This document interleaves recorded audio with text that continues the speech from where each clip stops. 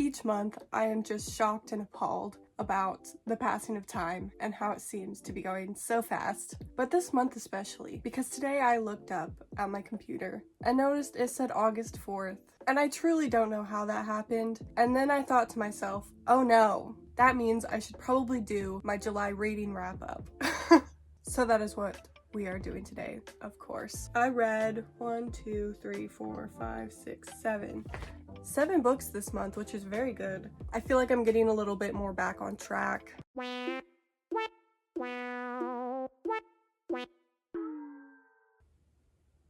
So, as usual, some of these were Kindle reads, many of them were audiobook listens, and a couple of them I did read physically. Let's discuss. Starting with Fault Line by Key Stevens. This is book 2 in the Coastal University series, and it follows Kaya and Holden? Yes. It is a college romance series. It takes place by the beach, which is very fun. This one is kind of like an academic rivals type of situation. They're both very smart. They're both in the same major. In the beginning, they're both competing to get this one academic advisor that they both really want. And so they're like kind of rivaling in that way. They end up both getting like the top spot. So they both are working together very closely, and you know, they're both meeting with this advisor and they end up spending a lot of time together. They kind of don't really like each other, they don't really get along, but it's in the way where it's like kind of fun and they both like it. They like picking on each other, and so that was very fun. I really liked the banter between the two of them. Holden is also a hockey player, so there's a little bit of like the sports college romance vibe. I think I gave it 4 stars. I really liked the beginning, but at the end I was getting a little bit bored, to be honest. It is only like 300 pages, but I feel like they got together a little too early, just for my liking personally. I just wish like their arguing and those kinds of bants were just there for a little bit longer, because that was my favorite part. But other than that, I liked it. It was fun. It was cute. I don't know if there's gonna be more in this series. I assume so. I don't know. I'll read them. Next, I picked up Vacation Wars by Megan Quinn. I listened to this on audio. Yes. I think if you have Kindle Unlimited, you can download the audiobook for free, so that was nice. But this is basically about, don't even remember their names, Tessa and Miles. Every year Tessa and her family vacation in Greece, and the place they stay at is owned by Miles's family. So every year since they were kids, they kind of like noticed each other, but they never really said anything. So they've known about the other one for like their whole lives, but they never really communicated. But then he goes away, and so she doesn't see him there for like 7 years. And then when the book actually starts is Tessa and her twin sister are back there because her sister's getting married, and so she and her friends are all there. It kind of takes place before the wedding, so that's when they kind of, you know, start interacting for the first time, because he's back and she's like, oh, I remember that guy, and then he's like, oh, I remember her too. Long story short, they end up kind of working together on this scheme because Tessa's sister and her friends are like really meddling in her love life, and they're trying to set her up with people and, you know, that kind of thing. And she's like, I'm not interested. But instead of saying that and communicating, she and Miles just like set up these crazy schemes, and she like pranks them and then they prank her back, you know. So it's that kind of a deal, which I thought was going to be very fun, and it definitely was at some points, but overall, I don't know,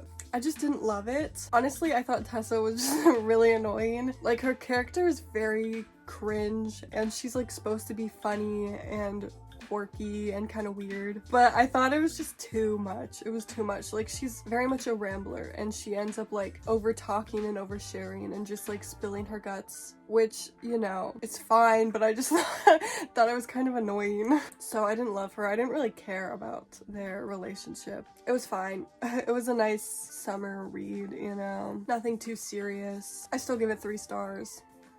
it was whatever. And then I read The Co-op by Tara DeWitt, and I think I also listened to this. And this is a book that I started like 6 months ago, 7, I don't know, sometime late last year I started this, but wasn't really vibing it, you know. It just felt very summery to me, and I was like, I'm gonna save this for the summer, and that's exactly what I did, and I'm very glad I did. This follows Deacon and Lorraine, and this is a second chance marriage of convenience book. Deacon and Lorraine kind of had a summer fling when they were younger. Nothing ever like really happened to that. And then years later, they have this property in Santa Cruz that belonged to their grandmothers, and now it is left to them. They both own it, but they don't really like each other. They haven't spoken in a really long time. They left on kind of bad terms. And so when she gets there, things are awkward. He's like, I can fix it up, but I need money. And she's like, I have money from my inheritance, but I need to be married. So they end up getting married in order to be able to fix up the house. And that is kind of the plot of this. Let me tell you, it was very, very good. I really, really enjoyed this. I loved the characters. I loved them together. I didn't really think I was a huge Marriage of Convenience fan. I'm more of like a fake dating kind of fan. In a sense, they're kind of similar, so, you know. Anyway, I thought that this book did it really well, and I really liked the writing, and I liked the story. I just thought it was fun and sweet, and I loved the setting. It takes place in the summertime in Santa Cruz, and I just really liked that. I feel like I could picture it. I've never been there, but I feel like I could just picture it. Anyway, I thought this was very good. I give this 4.5 stars. So glad I gave this a second chance because I loved it. Okay. Next, I did a bit of a reread, which I was not planning on doing. This was a very spontaneous reread, but there's a little story behind it. I was, you know, on my YouTube homepage, and I saw, you know, the recommended videos page. There was a video, and it was titled Aristotle and Dante Discover the Secrets of the Universe movie trailer. And I was like, oh, what is this? I think because I had just watched the Red, White, and Royal Blue movie trailer, it suggested that. And I was like, is this real? Like, I don't know, I haven't heard anything about this. I clicked on it, I watched it, and I cried. I cried so much over a 2-minute movie trailer. Because if you don't know what I'm talking about, this book, Aristotle and Dante Discover the Secrets of the Universe, is a young adult coming of age type of book, and I read this when I was in high school, and I loved it so much. Anyway, I watched the movie trailer like 10 times and I was like, okay, I need to stop everything and reread this because I had been wanting to reread it, but I just never have. You know, there were other things I wanted to reread, but after watching that trailer, I had to, so I did. But yes, like I said, this is a coming of age story, young adult, very much up my alley. It's like right in that very specific genre of books and movies that I love. You know, it has very similar energy to I'll Give You the Sun back there. They're both kind of about young teenagers figuring out who they are, and I just love that. It makes me cry every time.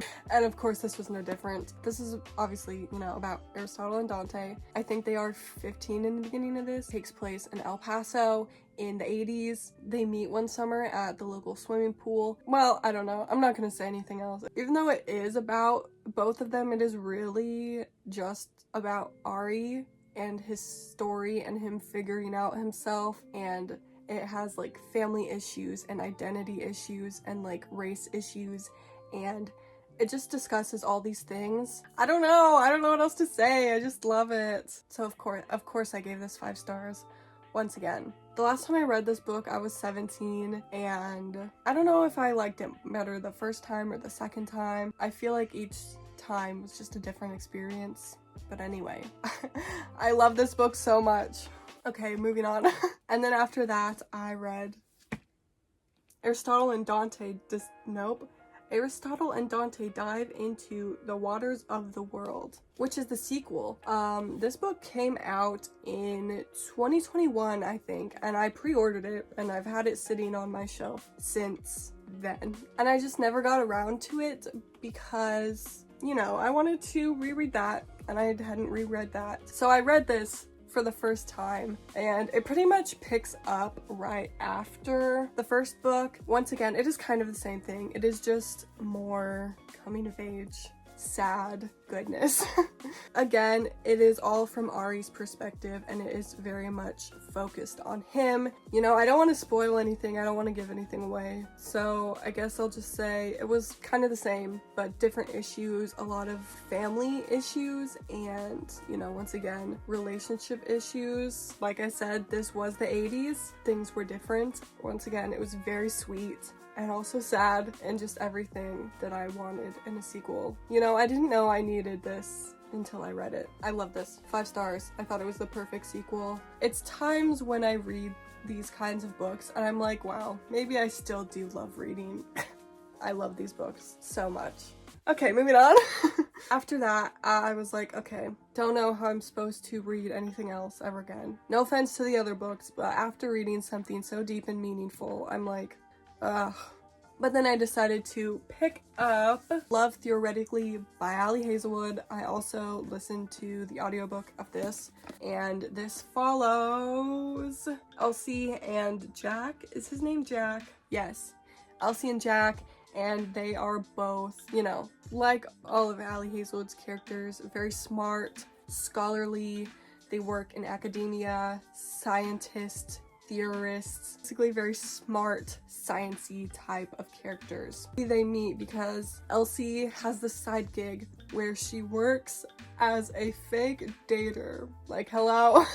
How fun is that? Basically, she is on this app and dudes can hire her to be their pretend girlfriend. You know, it's mostly just like a one-time thing, just for events and stuff like that. And so she ends up getting hired by this guy. It is Jack's brother. And so they meet at this family event. I don't know, I just loved that concept. I thought it was very fun. Liked the characters a lot. I really liked Jack and how he just kind of, you know, called Elsie out on things. He was very straightforward with her, and he was like, you know, you gotta stop pretending to be other people. Stand up for what you want, you know? I liked the side characters too, and also the Olive and Ethan cameo was just delightful. I was very much happy listening to this. Yeah, it was good.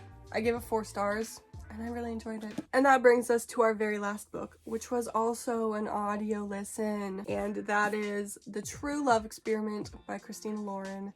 This is also their newest book. I was excited to read it because it's kind of like a companion sequel to The True Love. No, this is The True Love Experiment. What was the first book called? The Soulmate Equation. Yes, I read that, I don't know, last year. Yeah, I think last year is when it came out. Anyway, this is about Jess's best friend, Fizzy.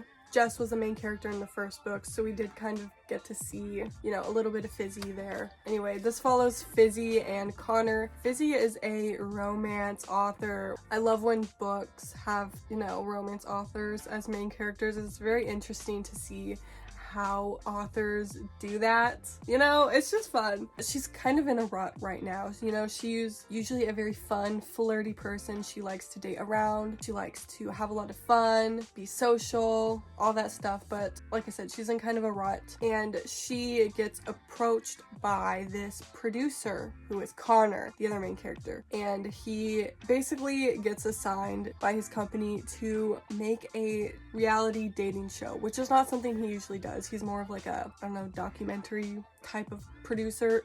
But he does this, and so he reaches out to Fizzy because he like saw her books and was like, oh, she would be very fun to be the main character of this show. Before the show starts, the two of them end up going on these little excursions to try to just have some fun. Fizzy tries to find some of her joy back and to know each other a little better, but to kind of get into the spirit of the show. They're both very attracted to one another. And then she's like, oh no, I have to go on the show and date a bunch of men. That's basically the plot. Connor is also a single dad, and that was really cute to see his kid become friends with Jess and River's kid. Just very fun. I love the writing. I just love a good Christina Lauren book. Honestly, I feel like I'm never disappointed. I wasn't really sure what to expect from this book, but I really liked it. I don't know. There's not much else I have to say, so there we have it. Those were the 7 months the 7 months, the 7 books that I read in the month of July. Looking back now, I had a very good reading month. Rediscovered a favorite book of all time. Read some really good rom-coms. All in all, I had a really good reading month. And I'm gonna stop talking now. As usual, thanks for watching. Hope you enjoyed. See you next time. Goodbye.